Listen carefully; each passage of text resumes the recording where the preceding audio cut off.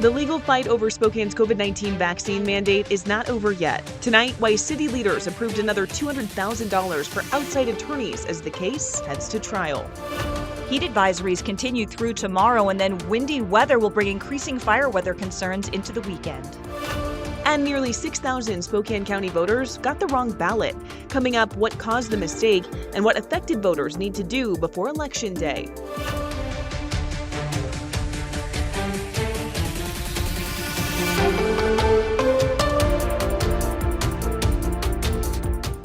Good evening. Thank you for joining us for the Night Report here on KREM 2 News. I'm Sydney Schofield. What started as a dispute over Spokane's 2021 COVID-19 vaccine mandate has become a years-long federal court case. Tonight, another step in that process as Spokane City Council approved more money for legal fees. KREM 2's Emily Fox-Millian explains what happened tonight and what's next. Tonight's City Council meeting brought current and former firefighters back to City Hall as the Spokane City Council approved another $200,000 for outside legal services. The lawsuit was filed after more than 24 current and former Spokane firefighters were terminated in 2021 for refusing Washington's COVID-19 vaccine mandate. The firefighters argue the city violated their First and 14th Amendment rights after they say their religious exemptions were approved, but they were not given meaningful accommodations. The city has denied those claims in court. The accommodations were all non-accommodations. You can quit, you can resign, you can be laid off, you can retire, you can take leave without pay indefinitely. It means you don't work here anymore. So it's not a true accommodation. So that's the kind of foundation of the lawsuit. The case has already taken several turns through the federal court system. A federal district court initially dismissed the firefighters' claims, but last year, a federal appeals court said some of the firefighters' claims should move forward, sending the case back to district court. There is currently a trial scheduled for next March. The City Council has been tasked with paying a bill from their legal defense team for $200,000, and we are here to talk to them about not paying that. The firefighters are interested in settling this case prior to going to trial. Tuesday night's vote did not address the merits of the lawsuit. Instead, council members voted to approve another $200,000 for the city's outside legal services contract, bringing that total to $885,000. They've already paid out, I believe, $685,000, so this would bring the total to $885,000. And we're not even close to going to trial yet. The trial is scheduled for next March, so 10 months away, 9 months away. And so those funds are going to be increased significantly before we go to trial and through trial. We asked council members about the lawsuit after tonight's vote, and they declined to comment, citing ongoing litigation. In Spokane, Emily Fox-Millian, KREM 2 News. All right, let's talk weather once again. We are still under that weather impact alert. Meteorologist Michelle Boss joining us from our outdoor weather center. Michelle, it was certainly very hot out there today. What are we expecting as we move into tomorrow? We are looking at another hot day. In fact, I'm expecting similar temperatures to what we saw today, which was the hottest temperatures of the season. We topped out around 96 degrees. Previously, 95 was the hottest we've seen. Of course, air quality has been a constant thing that we've been monitoring. Hasn't been too bad. We've seen kind of a persistent haze, but in the lower levels, our air quality's been waffling between moderate and unhealthy for sensitive groups. We do have some pockets of unhealthy air quality up in portions of northeastern Washington.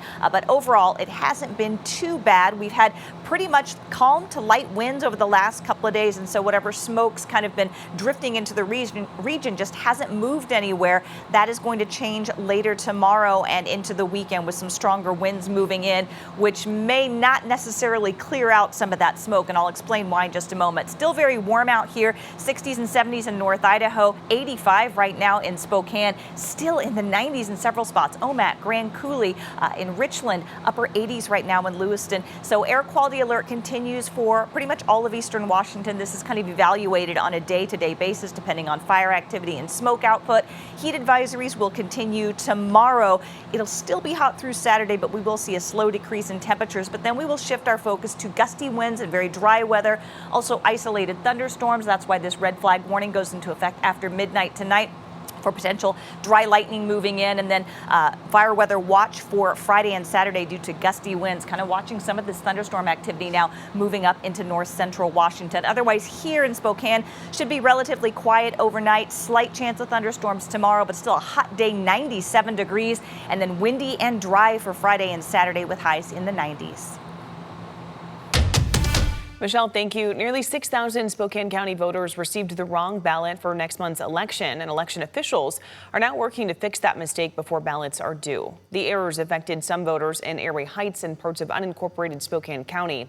County Auditor Vicki Dalton says one issue involved library district boundaries, while another traced back to a computer system transition in 2019. Even if they were within the boundary lines, we hadn't finished that last step of actually connecting the voter to the district. So that was our error. Affected voters will receive supplemental ballots with instructions on what to return. Dalton says the mistakes will not delay election results, and officials expect everyone impacted to have the correct ballot by the end of the week.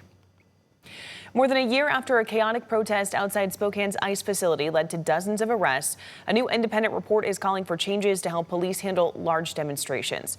The 167-page report from the Spokane Office of Police Ombuds examines officers' response to last year's June 11th protest when more than 30 people were arrested and officers used inert smoke and pepper balls to clear the area.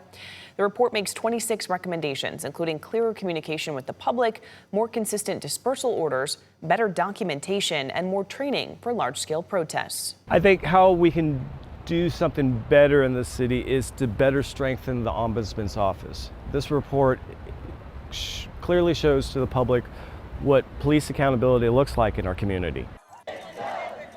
City leaders say the report is an important step toward improving accountability and future police response. A Coeur d'Alene physician was sentenced to 40 months in prison and has to pay $1.25 million in restitution for involvement in a telemedicine fraud scheme. 70-year-old Dr. David Antonio Becerril was convicted for playing a role in a nationwide telemarketing conspiracy to defraud Medicare.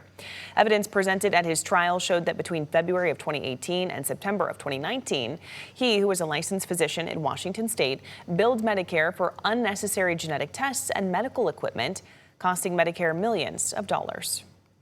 Over the weekend, a man in Bonner County was shot when allegedly trying to break into someone's house in the city of Kootenai. Bonner County deputies responded to the report on Sunday. Police say 51-year-old Jason Sparks entered the home of Sean Webster uninvited and started threatening him. Webster then went to his bedroom and armed himself with a pistol after fearing for his safety. After a physical altercation, Webster shot Sparks in the neck and killed him. Webster has not been arrested tonight, but county prosecutors are conducting an investigation to determine whether they will press charges. Idaho's Castle Doctrine allows the use of deadly force against unlawful intruders and removes the legal duty to retreat. Stay with us. More to get to here on the Night Report tonight. Tensions are rising between the U.S. and Iran. Coming up, the latest threats, missile claims, and a new nuclear deal drawing scrutiny. And later, we are tracking wildfires across the region. We'll bring you the latest numbers and evacuations. We'll be right back.